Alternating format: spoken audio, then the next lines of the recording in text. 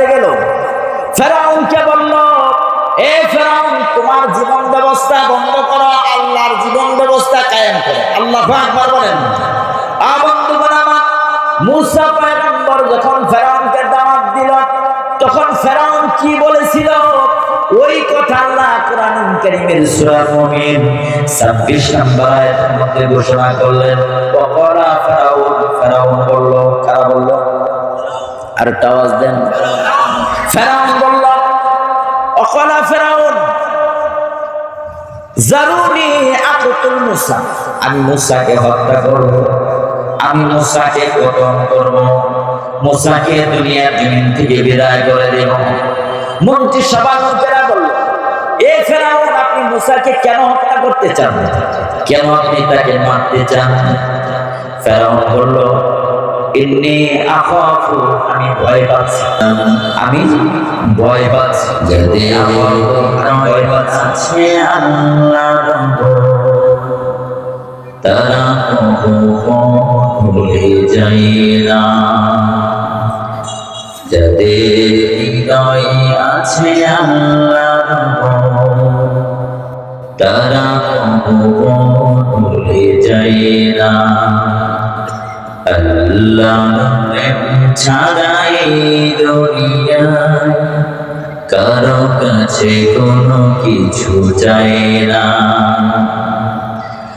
রাতে রাতে যারা সিজদাতে রয়, দু চোখের অশ্রুতে নদী যেন বয়। রাতে রাতে যারা সিজদাতে রয়, দু চোখের অশ্রুতে নদী যেন বয়। চলো না ছাড়ি যত আসো, পিছনে ফিরেও সে তাকায় না। যাদের হৃদয়ে আছে আল্লাহর বলেন বলেন, তারা ভুলে যায় না। আল্লাহর প্রেম ছাড়াই দুনিয়া কারো কাছে কোনো কিছু চাই না। লিল্লাহি তাকবীর, লিল্লাহি তাকবীর। আল কোরআনের আলো, আল হাদিসের আলো। কোরআন হাদিস যেখানে, আলেম ওলামা যেখানে, আজকের মাহফিল যেখানে, এলাকাবাসী সেখানে আছে তো সবাই ইনশাআল্লাহ। তো বাজারে যারা আছে তারা তাড়াতাড়ি দ্রুত এই প্যান্ডেল নিচে এসে যাবেন, বসে যাবেন সুন্দর পরিবেশে। আমার টাইম একেবারে কম, কি বলবো এখন চিন্তা করে পেতেছি, একেবারে সময় কম, মাত্র 23 মিনিট সময় আছে। কয় মিনিট? 23 মিনিট, 30 মিনিট না, 23 মিনিট। তো আমি আপনাদের সামনে সংক্ষিপ্ত কথা বলবো। আল্লাহ তাআলা যেন বলবার তৌফিক দান করেন, সকলে বলে আল্লাহুম্মা আমিন। কাহালগাঁও যুব সমাজের উদ্যোগে এক বিশাল তাফসীর করেন মাহফিল। উক্ত মাহফিলের উপস্থিত সম্মানিত সভাপতি আমার শ্রদ্ধাভাজন উস্তাদ হযরত মাওলানা নজরুল ইসলাম সাহেব দামাত বারকাতুহু আলিয়া। আল্লাহ তাআলা তার গোলামকে দ্বীনের জন্য, ইসলামের জন্য, কোরআনের জন্য কবুল আর মঞ্জুর করেন, সকলে বলি আল্লাহুম্মা আমিন। আজকের এই মাহফিলে দূর দূরান্ত থেকে আগত হক্কানি উলামায়ে কেরাম, আজকের মাহফিলের প্রধান বক্তা বিশিষ্ট ইসলামী চিন্তাবিদ, আন্তর্জাতিক খ্যাতিসম্পন্ন মুফাসসির কোরআন হযরত মাওলানা সাদিকুর রহমান আজহারী সাহেব। আজকের মাহফিলের বিশেষ বক্তা, যার আলোচনায় আমি মুগ্ধ, হযরত মাওলানা মাহফুজুর রহমান দিনাজপুরি, আমার শ্রদ্ধেয় বড় ভাই। উনি আমাদের মাঝে উপস্থিত হয়ে গেছেন। প্রধান বক্তার সাথে আমার কথা হয়েছে, উনিও আমাদের একেবারে কাছাকাছি চলে আসছেন। এশার নামাজের আগে কথা হচ্ছে, উনি এলেঙ্গা ছাড়াইছিলেন, আর এখন মনে হয় কাছাকাছি চলে আসছে ইনশাল্লাহ। তো আপনাদের বিচলিত হওয়ার কোনো কারণ নেই, উনি যথাটাই যথা টাইমে আপনাদের মাঝে খুশি হবো ইনশাআল্লাহ। আল্লাহ তাআলা যেন সুস্থতার সাথে আমাদের মাঝে ওনাকে পৌঁছায়, আল্লাহুম্মা আমিন। সম্মানিত ভাইরা, ভূমিকা নেওয়ার সুযোগ নাই, যারা বাহিরে আছেন তাড়াতাড়ি ভিতরে চলে আসেন। আমি আপনাদের সামনে কোরআনুল কারীমের 42 নম্বর সূরা, কত নম্বর সূরা? 42 নম্বর সূরা, সূরাতুশ শুরা এর 13 নম্বর আয়াত তেলাওয়াত করেছি। আল্লাহ রাব্বুল আলামিনের কাছে সাহায্য চাই, আমি আপনাদের কাছে দোয়া চাই। আল্লাহ তাআলা যেন এই আয়াতে কারিমাকে সামনে রেখে কিছু নসিহত করবার তৌফিক দান করেন, সকলে বলি আল্লাহুম্মা আমিন। সম্মানিত ভাইরা,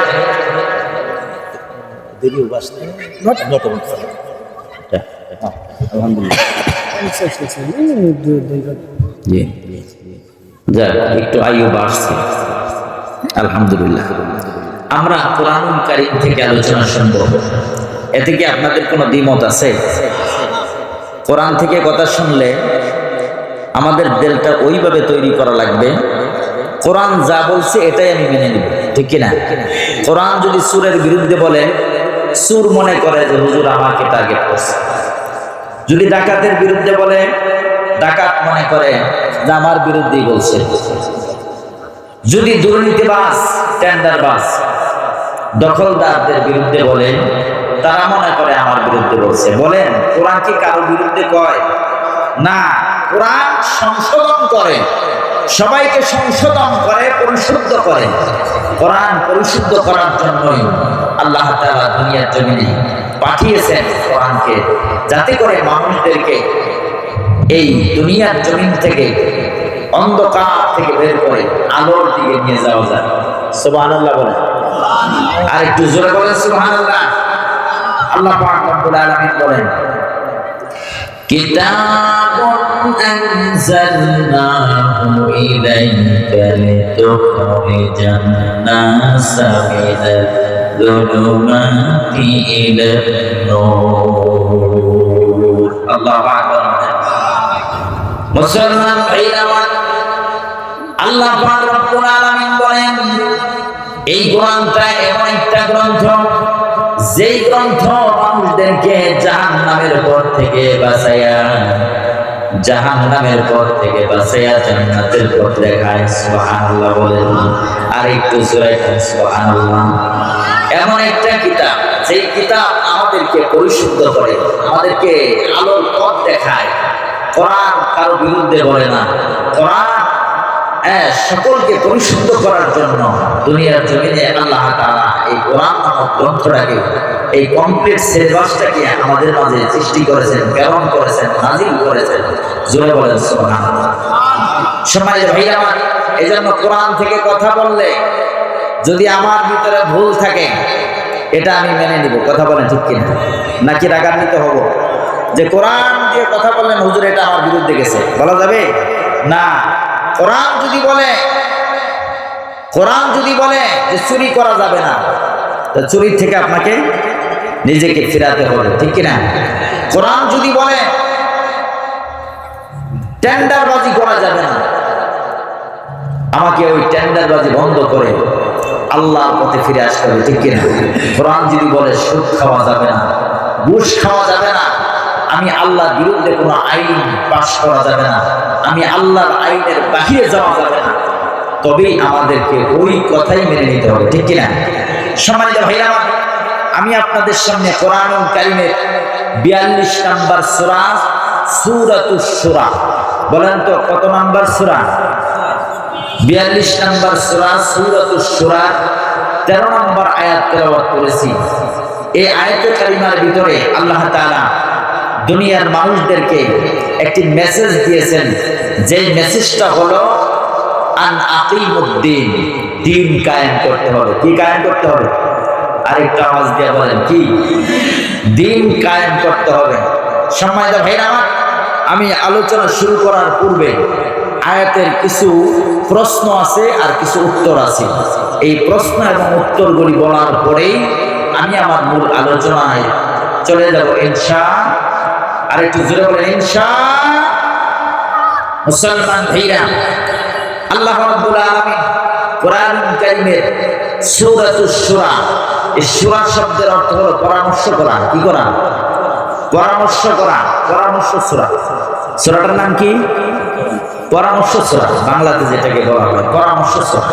আজকে আমরা পরামর্শ করব। কিসের পরামর্শ? দ্বীনের পরামর্শ। কিসের পরামর্শ? দ্বীনের পরামর্শ। আল্লাহ তাআলা আমাদেরকে কথাগুলি বোঝানোর জন্য আল্লাহ তাআলা আমাকে তৌফিক দান করেন, আমাদেরকে বুঝবার তৌফিক দান করেন। সকলে বলি আল্লাহুম্মা আমিন। সম্মানিত ভাইরা, আল্লাহ রাব্বুল আলামিন কোরআনুল কারীমের 42 নম্বর সূরা সূরাতুশ শুরা 13 নম্বর আয়াতের ভিতরে ঘোষণা করেন। আল্লাহ পাক বলেন, শারআ লাকুম মিনাদ-দীনি মা ওয়াসসা বিহি নূহা ওয়াল্লাযী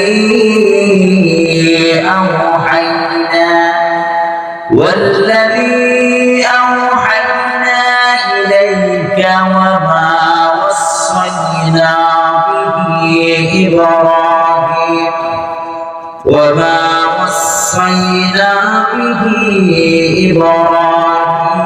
وموسى وعيسى أن أقيموا الدين ولا تتفرقوا فيه صدق الله العظيم আল্লাহ পাক বলেন শারআ লাকুম, এমন একটা শরীয়ত, এমন একটা বিধান, এমন একটা নিয়ম, এমন একটা পদ্ধতি তোমাদেরকে দেওয়া হলো, যেই পদ্ধতিটা হলো জীবন ব্যবস্থা। বলেন তো, যেই পদ্ধতিটা কি? জীবন ব্যবস্থা। জীবন ব্যবস্থা, এই জীবন ব্যবস্থা আমি হযরতে নূহ পয়গম্বরকে দিয়েছি।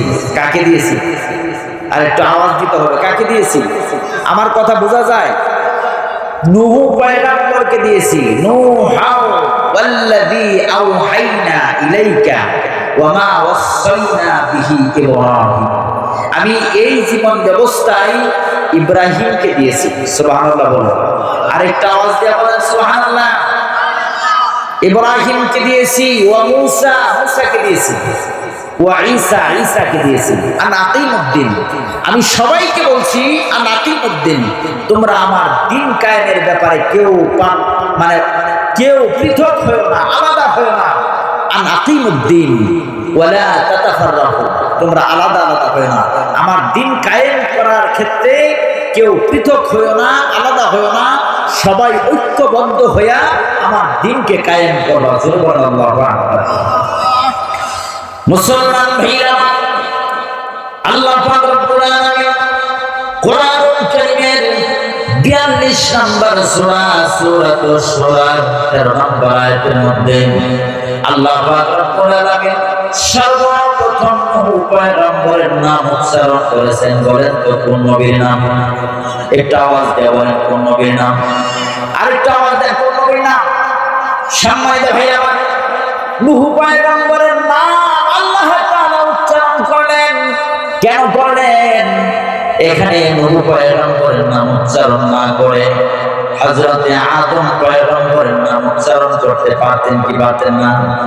আমাদের সর্বপ্রথম নবী, আদি পিতা হযরতে আদম, এই আদম পয়গম্বরের নাম আল্লাহ তাআলা সর্বপ্রথম উচ্চারণ করেন নাই, সর্বপ্রথম উচ্চারণ করেছেন নূহ পয়গম্বরের নাম। কথা বলেন ঠিক না বেঠিক?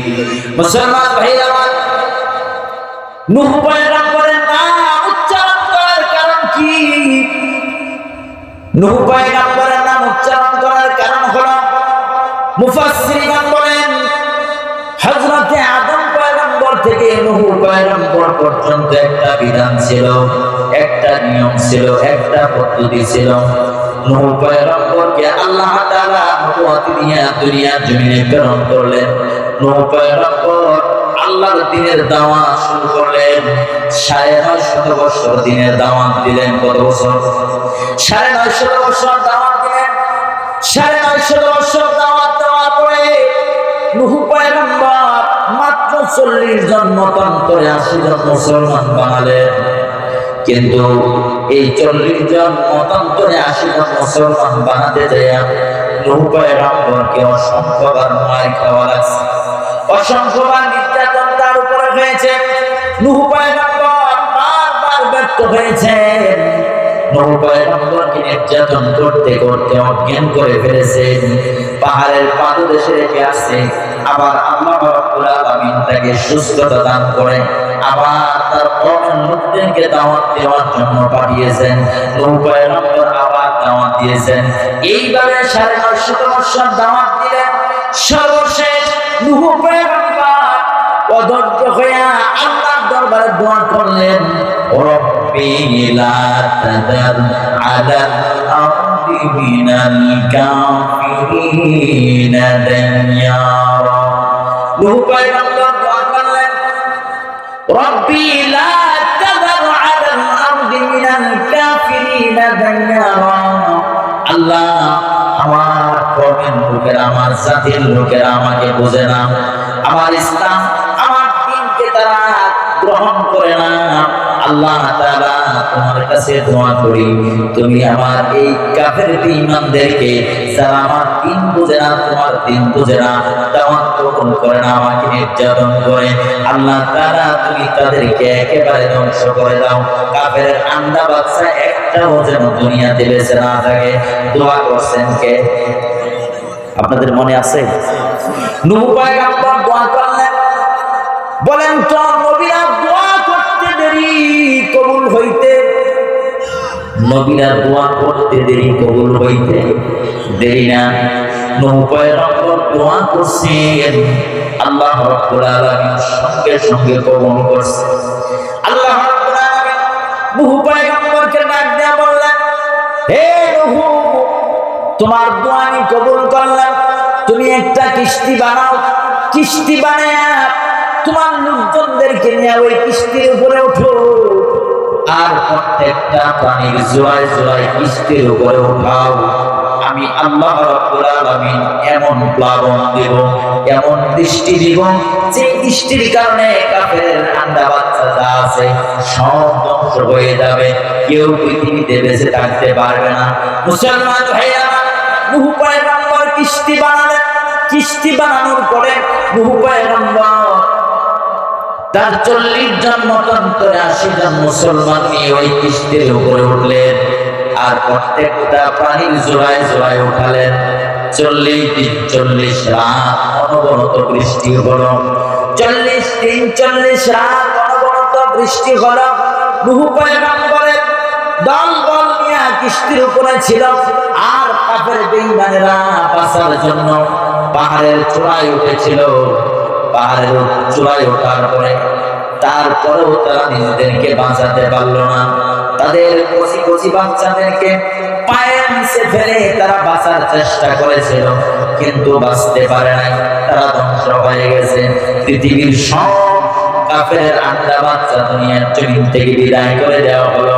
40 দিন 40 রাত অতিবাহিত হওয়ার পর, বৃষ্টি অনবরত হওয়ার পর, 40 দিন 40 রাত পরে যখন নূহ পয়গম্বরের কিস্তিটা যদি পর্বতে ঠেক লাগলো, নূহ পয়গম্বর যখন দুনিয়ার জমিনে আবার নেমে আসলেন, অর্থাৎ যদি পর্বত থেকে যখন নিচে আসলেন, দেখলেন সব কাফের আন্ডা বাচ্চা দুনিয়ার জমিন থেকে বিদায় হয়ে গেছে। পৃথিবীর সব প্রাণীগুলি, সব গাছগাছালিগুলি সব কিছু ধ্বংস হয়ে গেছে। মুফাসসিরিন বলেন, হযরত আদম পয়গম্বর থেকে নূহ পয়গম্বর পর্যন্ত যত বিধান ছিল, যত মানুষ ছিল, যত কাফের আন্ডা বাচ্চা ছিল, সব ধ্বংস হয়ে গেছে। কিন্তু নূহ পয়গম্বরের ওই 40 জন মতান্তরে 80 জন মুসলমান ছিল। ওই দিন থেকে আবার দিন প্রতিষ্ঠিত হলো, দিন কায়েম হলো, দিনের আইন বিধান চালু হলো, শরীয়তের বিধান চালু হলো। নূহ পয়গম্বর আবার যখন শরীয়তের বিধান চালু করলেন, এজন্য মুফাসসিরিন বলেন, দুনিয়ার শুরুটা হলো, প্রথম শুরু হলো আদম পয়গম্বর থেকে, তারপরে দ্বিতীয়বার শুরু হলো নূহ পয়গম্বর থেকে। এই জন্য এই আয়াতের ভিতরে সর্বপ্রথম আদম পয়গম্বরের নাম না বলে নূহ পয়গম্বরের নাম আল্লাহ উল্লেখ করেছেন। জোরে বলেন আল্লাহু আকবার। মুসলমান ভাইরা, নূহ পয়গম্বরের এই ঘটনা থেকে আমরা বুঝতে পারলাম আল্লাহ তাআলার এই শরীয়তের বিধানটা শুধু আমাদের প্রতিষ্ঠিত করেন নাই। এই বিধানটা আদম পয়গম্বর থেকে ঈসা পয়গম্বর পর্যন্ত সমস্ত নবীদের কাছে এই বিধান, একই বিধান প্রতিষ্ঠিত ছিল। কথা বলেন ঠিক কিনা? সম্মানিত ভাই আমার, তাই যদি না হতো এই কোরআনুল কারীমের ভিতরে আদম পয়গম্বরের নাম আল্লাহ উল্লেখ করেছেন, নূহ পয়গম্বরের নাম উল্লেখ করেছেন, ইব্রাহিম পয়গম্বরের নাম উল্লেখ করেছেন, মুসা পয়গম্বরের নাম উল্লেখ করেছেন, ঈসা পয়গম্বরের নাম উল্লেখ করেছেন। এই পৃথিবীতে যত নবী রাসূল আসছে তাদের মধ্য থেকে মাত্র 25 জন বড় বড় নবীদের নাম আল্লাহ কোরআনে রেকর্ড করছে। সুবহানাল্লাহ। আর একটু আওয়াজ দিয়ে আল্লাহু আকবার। মুসলমান ভাইরা আমার, নূহ পয়গম্বরের পর থেকে নিয়ে বিশ্ব নবী মুহাম্মদুর রাসূলুল্লাহ সাল্লাল্লাহু আলাইহি ওয়াসাল্লাম পর্যন্ত একই বিধান, একই আইন, একই নিয়ম, কিন্তু শরীয়তের বিধানটা ভিন্ন ভিন্ন ছিল, কিন্তু পরিপূর্ণ সিলেবাসটা আল্লাহর নবী বিশ্ব নবী মুহাম্মদ সাল্লাল্লাহু আলাইহি ওয়াসাল্লামের কাছে আল্লাহ তাআলা পরিপূর্ণভাবে কমপ্লিট সিলেবাস কোরআন আকারে আল্লাহ নাযিল করেছেন। জোরে বলেন সুবহানাল্লাহ। আরেকটা আওয়াজ দিয়ে বলেন সুবহানাল্লাহ। সম্মানিত ভাইরা, এই জন্য আল্লাহ তাআলা বলেন আন আকিমুদ্দিন, এই দিন কায়েমের ব্যাপারে আমি সমস্ত নবীদেরকে বলেছি তোমরা আমার এই দিন কায়েমের ব্যাপারে কেউ পার্থক্য করিও না, পৃথক হইও না, সবাই ঐক্যবদ্ধ হইয়া আমার দিনকে আমার জমিনের উপরে প্রতিষ্ঠিত করবা। জোরে বলেন আল্লাহু আকবার। সম্মানিত ভাইরা, এই দিন প্রতিষ্ঠা করার জন্য আল্লাহ তাআলা পৃথিবীর জমিনের উপর অসংখ্য নবী রাসূল পাঠিয়েছিলেন। কথা বলেন ঠিক কিনা? আল্লাহ পাক রব্বুল আলামিন বলেন এই দিন কায়েমের জন্য সমস্ত নবীদেরকে আমি পাঠাইছি, সমস্ত নবীদেরকে এই দিন প্রতিষ্ঠা করার জন্য পাঠিয়েছিলাম। আল্লাহ পাক রব্বুল আলামিন বলেন হুয়াল্লাযী আরসালা রাসূলাহু বিল হুদা ওয়া দীনিল হক লিইয়ুযহিরাহু আলাদ দ্বীন।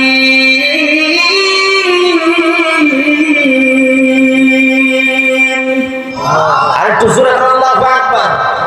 আল্লাহ পাক রব্বুল আলামিন বলেন এই দিন কায়েম করার জন্য, এই দিন প্রতিষ্ঠা করার জন্য পৃথিবীর জমিনের উপরে অসংখ্য অগণিত নবী রাসূল আমি পাঠিয়েছি।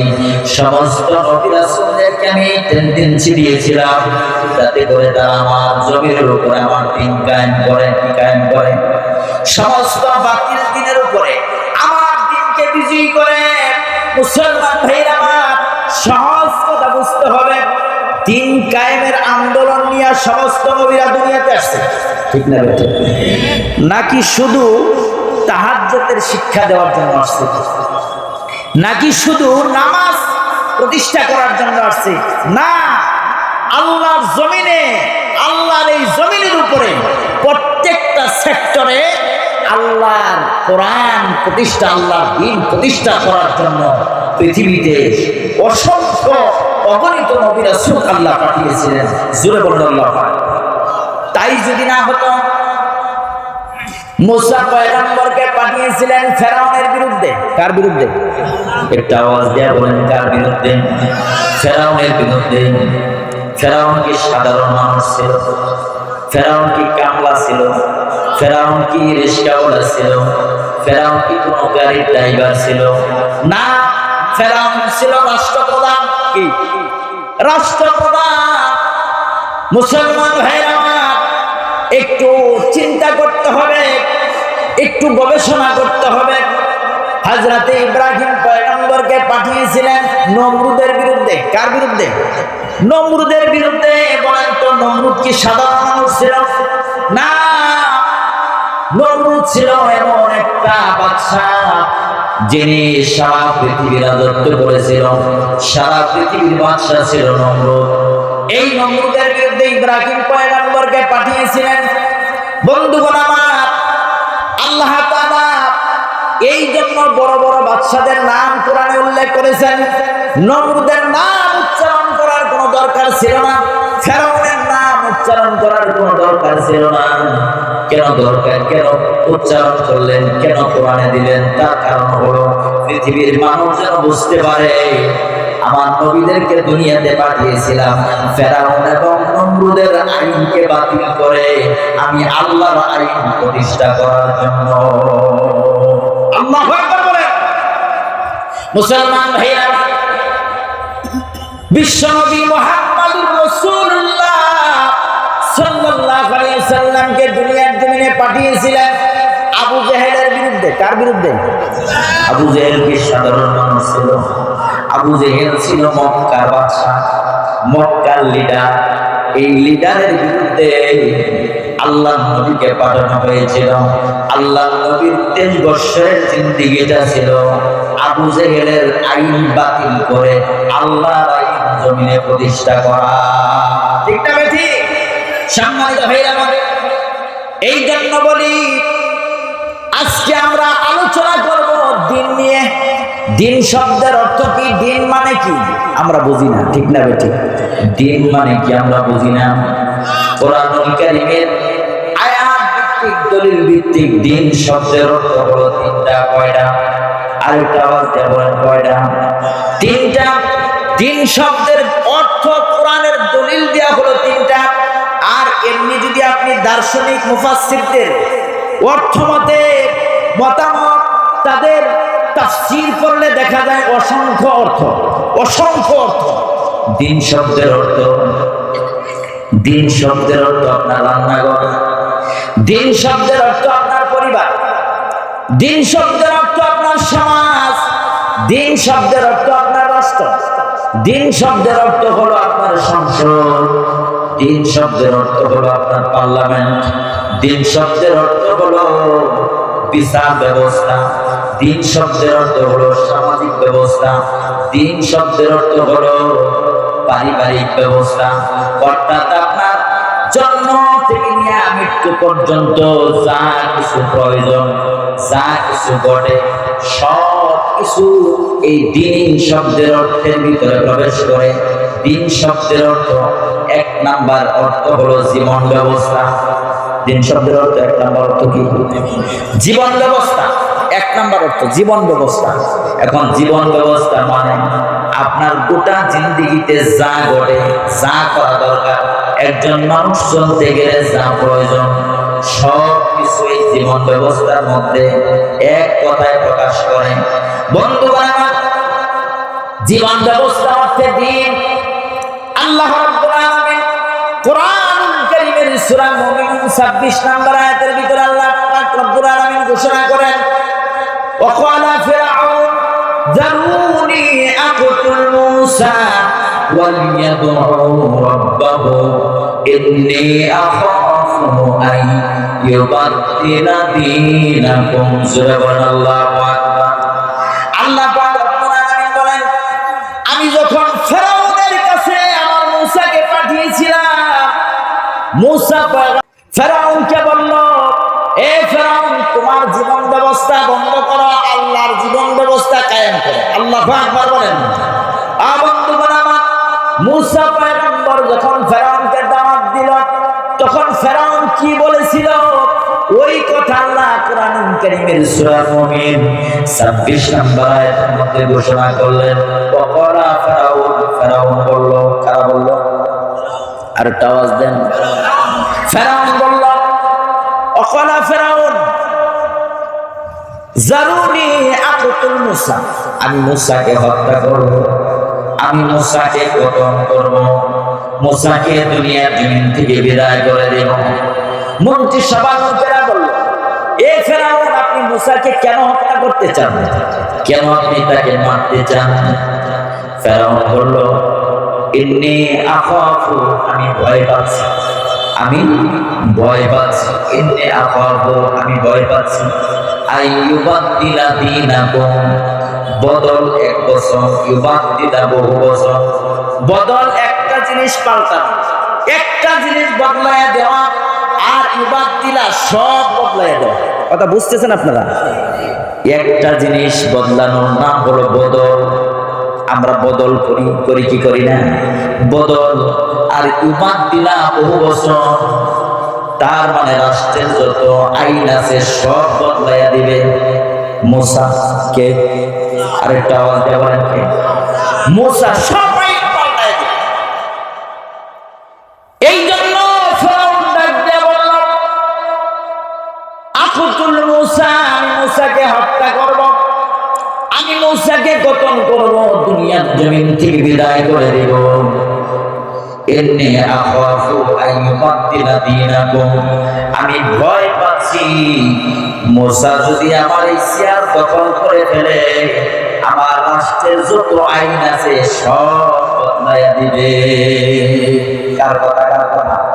আরেকটা আওয়াজ দিয়ে বলেন কার কথা? আল্লাহর কথা। আল্লাহ ওই ফেরাউনের কথা কোরআনে রেকর্ড করছে। সুবহানাল্লাহ বলবেন না? মুসলমান ভাইরা, আমরা তো ইসলাম বুঝতে চাই না, যার যার মন গড়া যেই দিকে মন চাই ওই দিকেই দৌড় দিই, ঠিক না? একটু বোঝার চেষ্টা করেন। আমি কোরআনের বাহির থেকে একটা কথা বলবো না, কোরআনের ভিতর থেকে কথা বলবো। ইন্নী আখাফু আইয়ুবাদদিলা দীনাকুম, ফেরাউন ভয় পাইল মুসা যদি আমার এই চেয়ার দখল করে, এই পার্লামেন্টে বসে, এই সিংহাসনে বসে আমার এই ক্ষমতা দখল করে, তাহলে সে আমার রাষ্ট্রের যত আইন আছে সব আইন পাল্টায় দেবে, ঠিক না বেঠিক? বন্ধুগণ আমার, গত 15 বছরে যে আইন ছিল এখন সেটা আছে, কিন্তু এটা হ্যাঁ এবং না ভোটের মাধ্যমে চেঞ্জ হবে, ঠিক না বেঠিক? ঠিক কিনা? যদি আবার পার্লামেন্ট পরিবর্তন হয়, দেখবেন আগের আইন সব বাতিল করে আবার নতুন আইন চালু হবে, ঠিক কিনা? মুসলমান ভাইয়েরা, এই জন্য আমাদেরকে বুঝতে হবে জীবন ব্যবস্থা মানে দিন। মুসা পয়গম্বর ফেরাউনকে দাওয়াত দিয়েছিল, এই ফেরাউন তোমার জীবন ব্যবস্থা বন্ধ করে দিয়ে আমার আল্লাহর জীবন ব্যবস্থা চালু করো। আল্লাহর জীবন ব্যবস্থা যদি চালু হয়ে যায়, চুরি মুক্ত সমাজ গঠন হবে, দুর্নীতি মুক্ত সমাজ গঠন হবে, জিনা মুক্ত সমাজ গঠন হবে। কথা বলেন ঠিক না বেঠিক? আপনাদের খারাপ লাগতেছে? বন্ধুগণ আমার, মুসা পয়গম্বর ফেরাউনকে দাওয়াত দিয়েছিল, যেই দাওয়াতের ভয় মুসা, যেই দাওয়াতের ভয় ফেরাউন আগেই ভয় পেয়েছিল মুসাকে হত্যা করবে, মুসাকে দুনিয়ার জমিন থেকে বিদায় করে দিবে। বন্ধুগণ আমার, যারা আল্লাহর জমিনে আল্লাহর দ্বীন কায়েম করতে চায় তাদের উপরে নির্যাতন কম না বেশি? আরেকটা আওয়াজ দিয়ে বলেন কম না বেশি?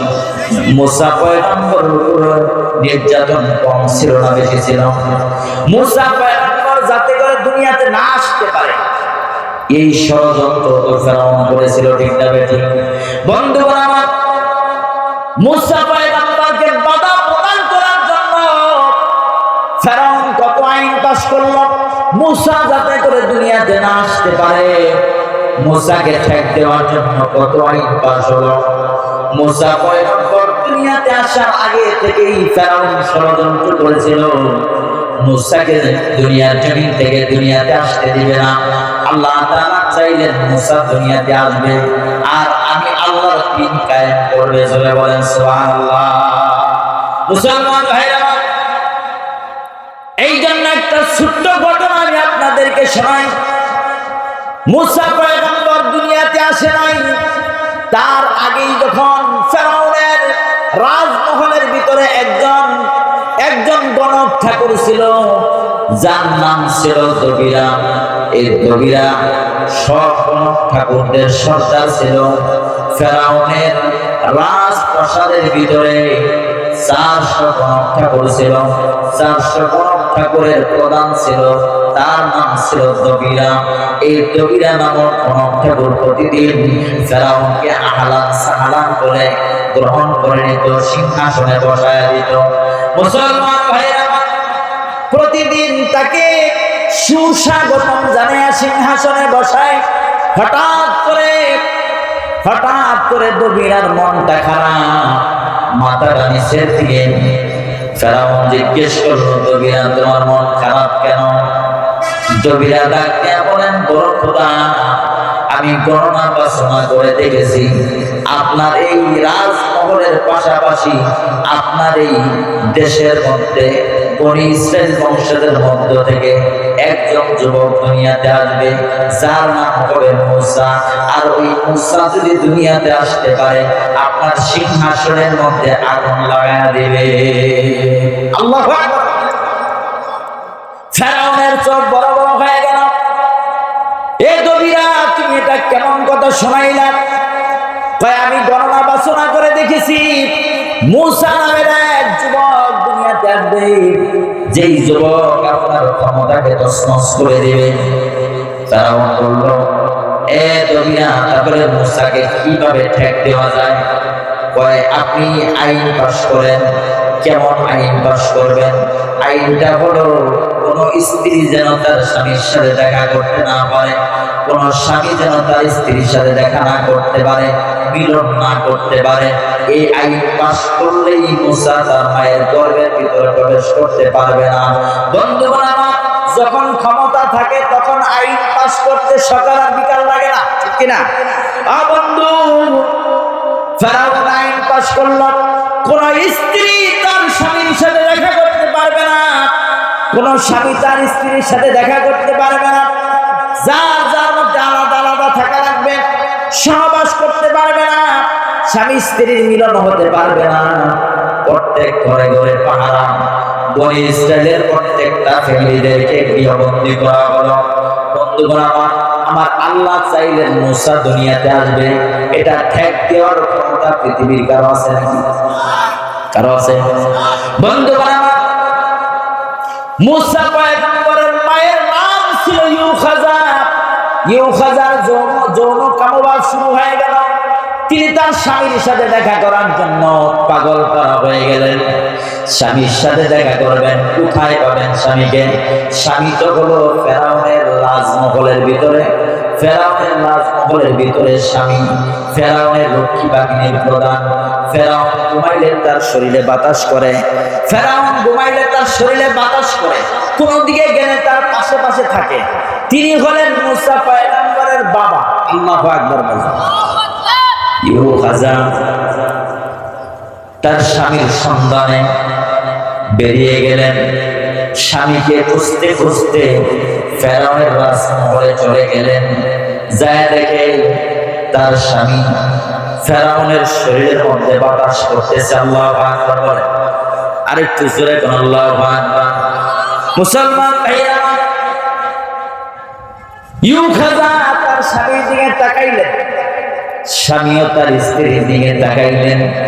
দুইজনের মধ্যে একটা কামভাব তৈরি হয়ে গেছে।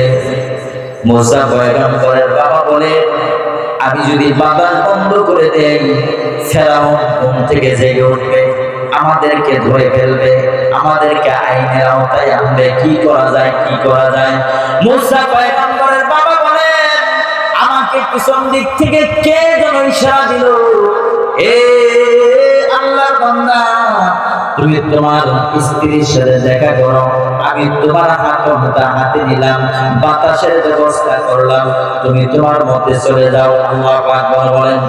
মূসা পয়গম্বরের বাবা হাতটা ছেড়ে দিয়ে যখন স্ত্রীর কাছে চলে গেলেন, ওই ফেরাউনের রাজমহলের ভিতরে স্বামী স্ত্রীর মিলন হয়ে গেল। মূসা পয়গম্বর তার মায়ের গর্ভের ভিতরে প্রবেশ করলো। জোরে বলেন সুবহানাল্লাহ। সকালবেলা দবিরার মনটা আরো খারাপ। যখন ফেরাউন জিজ্ঞেস করলো, কি ব্যাপার এ দবিরা, তোমার মনটা খারাপ কেন? কি কারণে খারাপ? দবিরা বলে, ও বড় খোদা, আজকে তো খবর আরো খারাপ। কয়, কি খারাপ? কয়, আজকে রাত্রে মূসা তার মায়ের গর্ভের ভিতরে প্রবেশ করছে। না, ওয়াজ আপনারা বুঝতেছেন না, সুবহানাল্লাহ বলবেন না? মূসা তার মায়ের গর্ভের ভিতরে প্রবেশ করছে, মনটা আরো খারাপ। ফেরাউন বলে, এ দবিরা, এত আইন পাশ করলাম, মূসা কিভাবে তার মায়ের গর্ভের ভিতরে প্রবেশ করলো? কয় বড় খোদা এটা বলতে পারবো না, গণনা বাসনা এটা ধরা পড়ে না। আল্লাহু আকবার বলে। আরে জোরে বলেন আল্লাহু আকবার। মুসলমান ভাইরা, মুসা পয়গম্বরকে ঠেক দেওয়ার জন্য ফেরাউন আইন পাল্টায় দিল, আইন চেঞ্জ করলো। কি আইন? কয় আইন হলো আজকে থেকে নিয়ে কতদিন পরে মুসা দুনিয়াতে আসতে পারে, এতদিন পরে আসতে পারে। আইনটা এমন ভাবে পাশ করা হল, এত তারিখ থেকে এত তারিখের মধ্যে মুসা দুনিয়াতে আসবে, এত তারিখ থেকে এত তারিখ পর্যন্ত যত ছেলে সন্তান তার মায়ের গর্ভের ভিতর থেকে বের হবে তাদেরকে কতল করে করে নীল নদে ফেলে দেওয়া হবে।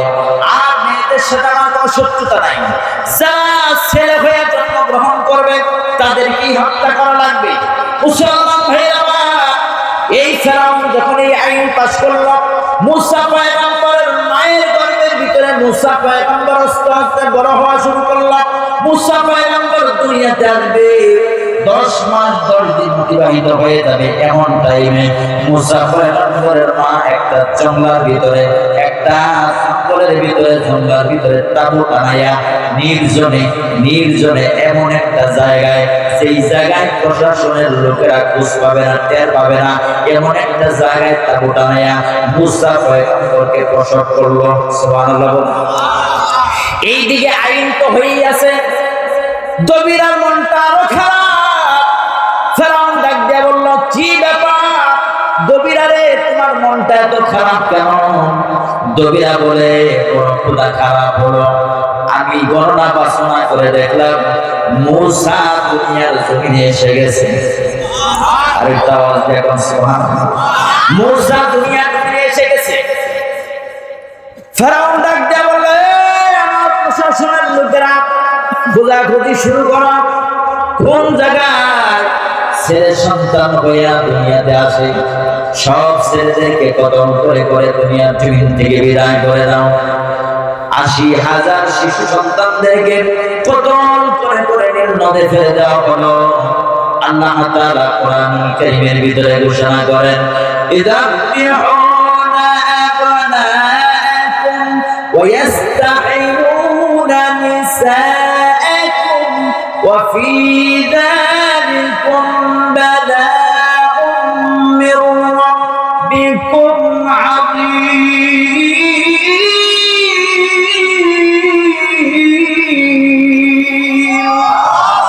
আল্লাহ পাক রব্বুল আলামিন বলেন, ফেরাউন যে 80,000 শিশু সন্তানকে কতল করে করে দুনিয়ার জমিন থেকে বিদায় করে দিল, নারীদেরকে হত্যা করলো না।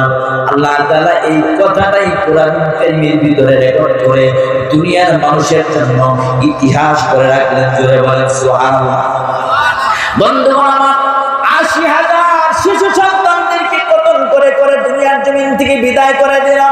তারপরে দবিরা নামক গণক ঠাকুর গণনা বাসনা করে দেখলো, কয় বড় খোদা ফেরাউন, ও ফেরাউন বড় খোদা, আমি গণনা বাসনা করে দেখলাম মুসা এখনো পর্যন্ত বেঁচে আছে। আর একটা আওয়াজ দিয়ে এখন সুবহানাল্লাহ। মুসা এখনো পর্যন্ত মরে নাই। ফেরাউন বলল, এ দবিরা এমন কেমন খবর তুমি আমাকে শোনাও, এত এত আইন পাশ করলাম, 80,000 শিশুদেরকে কতল করে দুনিয়ার জমিন থেকে বিদায় করে দিলাম, তারপরে মুসা এখনো পর্যন্ত মরে নাই, দুনিয়ার জমিন থেকে বিদায় হয় নাই। এটা কেমন কথা? আমার প্রশাসনের লোকেরা, তোমরা প্রত্যেকটা ঘরে ঘরে প্রত্যেকটা জায়গায় একেবারে তল্লাশি করে দেখো মুসা কোথায় আছে। এইদিকে মুসা পয়গম্বরের বোন ছিল মারিয়াম। এই মারিয়াম প্রতিদিন ছাগল চড়াইতো মাঠে, শুধু ছাগল চড়াইতো না, সে গোয়েন্দার কাজ করতো। তার বাড়ির দিকে, তাদের বাড়ির দিকে কে আসে কে যায় এটা লক্ষ্য রাখতো। হঠাৎ করে মারিয়াম দেখে ওই ফেরাউনের দলবল তাদের বাড়ির দিকে আসতেছে। মারিয়াম ছাগল চড়ানো বাদ দিয়া বাড়ির দিকে একটা দৌড় দিছে। যায়া দেখে মা চুলার মধ্যে আগুন লাগাইয়া রুটি গরম করতেছে। ডাক দিয়া বলছে, মা গো, ও মা, আমি ছাগল চড়াইতে যায় দেখি ফেরাউনের দলবল আমাদের বাড়ির দিকে আসতেছে গো মা, আজকে আমার ভাই মুসাকে আর বাঁচাইতে পারবো না, আমার ভাই মুসাকে আজকে কতল করা হবে, নীল নদে ফেলে দেওয়া হবে। মা গো, আমার ভাই মুসাকে আজকে তুমি কোথায় লুকাইবা? ওই যে ফেরাউনের জঙ্গল আমাদের বাড়ির দিকে আসতেছে। মুসা পয়গম্বরের মা যখন এই সংবাদ শুনলেন, শোনার সঙ্গে সঙ্গে মুসা পয়গম্বরকে তুলে নিয়ে একবার ঘরের ভিতরে যায়, তাঁবুর ভিতরে যায়, আবার পাকিয়ে আসে। কোথায় লুকাবে? লুকাবার কোনো জায়গা নাই। কোন জায়গায় লুকাবে? লুকাইলে যে জায়গায় লুকাক না কেন খুঁজে বের করে ফেলবে। আর মুসা পয়গম্বরকে ছোট্ট বাচ্চা মানুষ, শিশু মানুষ, তাকে কতল করে নীল নদে ফেলে দিবে। মুসা পয়গম্বরের মায়ের কলিজার মধ্যে আগুন লেগে গেছে। আমি আমার কলিজার টুকরা সন্তান মুসাকে কোথায় লুকাবো? মুসা পয়গম্বরের মা বলেন, আমাকে কে যেন গাইবি আওয়াজ দিয়া শোনাইলো, এ মুসা পয়গম্বরের মা ইউখাজা, তুমি তোমার সন্তান মুসাকে কোথায় লুকাবা? খুঁজে পাচ্ছ না জায়গা। এ মুসা পয়গম্বরের মা ইউখাজা রে, তুমি যে চুলার মধ্যে আগুন দিয়া রুটি গরম করতেছো, ওই চুলার ভিতরে তোমার মুসাকে লুকাও, তোমার ওই সন্তান মুসাকে ওই চুলার ভিতরে প্রবেশ করায় দাও। আমি আল্লাহ তাআলা সহি সালামতে তোমার বুকে আবার ফিরাইয়া দিব। মুসলমান ভাইরা, ইউখাজা চিন্তা করলেন, এখন আমি আমার সন্তানকে যদি আমার কোলে রাখি অথবা আমার তাঁবুর ভিতরে লুকাই, কোথাও লুকাই, আমার কলিজার টুকরা সন্তানকে ওই ফেরাউনের দল বলে আমার কুল থেকে নিয়ে কতল করে নীল নদে ফেলে দিবে। কোনদিন হাড্ডি টুটিও আমি খুঁজে পাবো না। যদি আমার সন্তান মুসাকে এই চুলার ভিতরে প্রবেশ করে দেয়, এই চুলার ভিতরে আগুনের মধ্যে পড়ে আমার মুসা দুনিয়ার জমিন থেকে বিদায় হয়ে যাবে, পুড়ে ছাই হয়ে যাবে, হাড্ডিগুলি কয়লা হয়ে যাবে। এই কয়লাও যদি হয়, সারা জীবন আমি বুকে ধারণ করতে পারবো। এই চিন্তা করে মুসা পয়গম্বরের মা ইউখাজা বলেন, আমি সর্বশেষ এই চিন্তাটা করার পরে আমি আমার পরিবার টুকরা মুসাকে ওই চুলার ভিতরে প্রবেশ করাইয়া দিছি। জোরে বলেন আল্লাহু আকবার। আরেকটু জোরে বলেন আল্লাহু আকবার। মুসলমান ভাইরা, ফেরাউনের দল যখন বাড়িতে আসলো, আয়েশা সব জায়গায় খোঁজাখুঁজি করলো, কোথাও মুসাকে পায় না, কোথাও শিশু সন্তান নাই। বলেন তো ওই চুলার ভিতরে কেউ খুঁজবে নাকি? আরেকটা আওয়াজ দিয়ে বলেন, খুঁজবে নাকি? চুলার ভিতরে খুঁজে নাই। যখন ফেরাউনের দল চলে গেছে, মুসা পয়গম্বরের মা ইউখাজা মরিয়মকে ডাক দিয়ে বললেন, ও আমার মেয়ে, কলিজার টুকরা মেয়ে মরিয়ম গো, আসো দেখি আমার কলিজার টুকরা মুসাকে আগুনের চুলার মধ্যে ঢুকায় দিছে। আমার মন বলতেছে আমার মুসা পুড়ে ছাই হয়ে গেছে, কয়লাও যদি পাই গো একটু, কয়লাও যদি পাই একটু, ছাইও যদি পাই, ওই কয়লা টুকুন পুরা হাড্ডি টুকুন আমি আমার কলিজার মধ্যে ধারণ করব, বুকে ধারণ করব। এ মরিয়ম আসো দেখি আমার মুসার কি অবস্থা। বন্ধুগণ আমার, রাখি আল্লাহ মারে। আরেকটা রাখে আল্লাহ মারে কি? যদি আল্লাহ রাখে কেউ মারে? বন্ধুগণ আমার, মুসা পয়গম্বরের মা ইউখাজা বলেন, আমি চুলার দিকে তাকায় দেখি আমার কলিজার টুকরা সন্তান মুসা ওই চুলার ভিতরে আগুনের কয়লা নিয়ে খেলাধুলা করতেছে। বন্ধুগণ আমার, মুসা পয়গম্বরের মা বলেন, আমি আমার মুসাকে যখন ওই চুলার ভিতর থেকে বের করে আনলাম, দেখতে পাইলাম আমার মুসার একটা পশমের ক্ষতি পর্যন্ত হয় নাই, একটা পশমের ক্ষতি পর্যন্ত হয় নাই। আমার মুসাকে আল্লাহ রক্ষা করেছে। জোরে বলেন আল্লাহু আকবার। বন্ধুগণ, এই মুসা পয়গম্বরকে আল্লাহ বাঁচিয়ে রাখলেন, নবুয়ত দান করলেন। নবুয়ত দেওয়ার পরে মুসা পয়গম্বরকে ফেরাউনের কাছে পাঠালেন। ফেরাউন যা বলল, এ ফেরাউন, তোমার আইন বাতিল করো, তোমার দিন বন্ধ করো, আল্লাহর দিন কায়েম করো। এই দাওয়াত দেওয়ার পরেই ফেরাউনের চোখ বড় বড় হয়ে গেল, আর বলল ইন্নী আখাফু আন ইউবাদদিলা দীনাকুম, আমি ভয় পাচ্ছি যে মূসা যদি আমার এই ক্ষমতা দখল করে, এই চেয়ারে বসে, তাহলে আমার যত বাতিল আইন আছে সব বাতিল করে দিবে, সব বাতিল করে সে তার রবের আইন কায়েম করবে। ঠিক না ঠিক? বন্ধুগণ আমার, এই জন্য মূসাকে কতল করার জন্য ষড়যন্ত্র করেছিল। আল্লাহ তাআলা এই জন্য বললেন ওয়াকালা ফিরআউন যারুনি আকতুল মূসা ওয়ালিয়াদউ রাব্বাহু ইন্নী আখাফু আইয়ুবাদদিলা দীনাকুম। এই জন্য আল্লাহ তাআলা বলেন দিন শব্দের অর্থ হলো জীবন ব্যবস্থা। দিন শব্দের অর্থ কি? জীবন ব্যবস্থা অর্থে দিন। দুই নাম্বার পরকাল অর্থে দিন। কি অর্থে? পরকাল অর্থে দিন। কোরআনুল কারীমের ভিতরে সূরা ফাতিহা আছে না?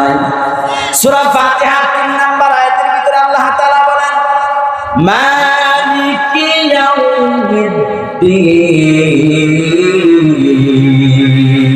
আল্লাহু আকবার। মালিকি ইয়াউমিদ্দিন, তার মানে হলো আল্লাহ তাআলা কিয়ামত দিবসের মালিক। ঠিক না? কিয়ামত দিবসের মালিক আল্লাহ। যদি কিয়ামত দিবসের মালিক হয়, বলেন তো ইহজগতের মালিক কে? আমাদেরকে বানাইছে কে? এই আসমান বানাইছে কে? জমিন বানাইছে কে? ও বন্ধু, আসমান যিনি বানাইলেন, জমিন যিনি বানাইলেন, আমাদেরকে যিনি বানাইলেন, যিনি এই দুনিয়াটাকে সুন্দর করে সাজাইলেন, এই সুন্দর দুনিয়াতে বলেন তো আইন চলবে আপনার না আল্লাহ? কোন নেতা, কোন প্রধানমন্ত্রী, কোন নেতা, কোন খেতা, কারো আইন চলতে পারে না। আইন চলবে কার? আর মুসলমান ভাইরা, আমি যদি আপনার বাড়িতে যাই বলি বাড়িটা আমার, আপনি মানবেন? আমি যদি বলি আপনার বাড়িতে আমার আইন চলবে, এটা কেউ মানবে নাকি?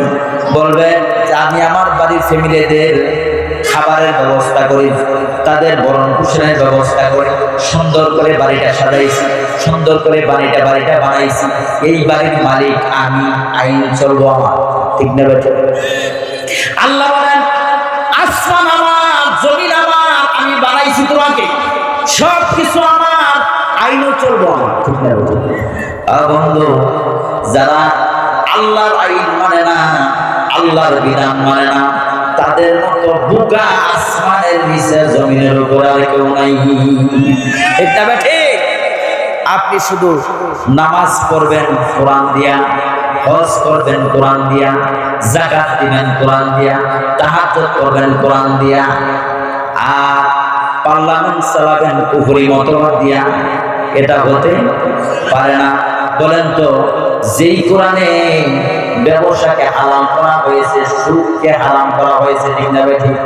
বলেন তো আমাদের সমাজের ভিতরে যাকাত ভিত্তিক অর্থ ব্যবস্থা আছে না সুদ ভিত্তিক অর্থ ব্যবস্থা?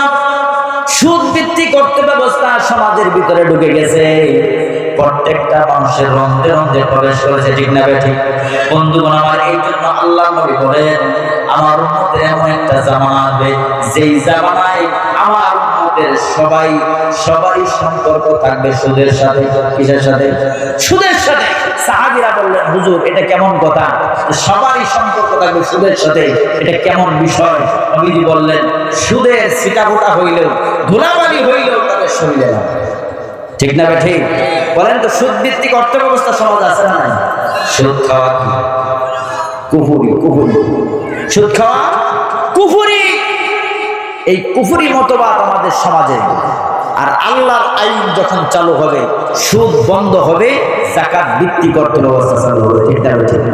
সম্মানিত ভাইয়ের আমার, সমস্যা বন্ধুগণ আমার, হুজুর আসছেন সাজদা দিব, আমি সাজদা দিব তো শেষ দিয়ে দিব না চালাবো? মুসলমান ভাইরা, এই জন্য বলতে চাই পরকাল অর্থে দিন। পরকাল অর্থে দিন। এখন পরকালের মালিক যদি আল্লাহ হয়, বলেন তো দুনিয়ার মালিক কে? জমিনের মালিক কে? বলেন তো আইন চলবো কার? আরেকটু জোরে বলেন কার? যে কথা বলতে চেয়েছিলাম, আমরা এই কোরআন দিয়া নামাজ পড়ি, কোরআন দিয়া হজ করি, কোরআন দিয়া তাহাজ্জুদ করি, কোরআন দিয়া জিকির আজকার করি, কিন্তু কোরআন দিয়ে আল্লাহর জমিনে আল্লাহর দ্বীন কায়েম হোক, এটা চাই না, ঠিক না ঠিক? কিছু মানুষ আছে না নাই, সুদ ঘুষখোর দুর্নীতিবাজ টেন্ডারবাজ সমাজে আছে না? লিল্লাহি তাকবীর, লিল্লাহি তাকবীর, লিল্লাহি তাকবীর। আজকের মাহফিলের বিশেষ বক্তা মাহফুজুর রহমান দিনাজপুরের আগমন। লিল্লাহি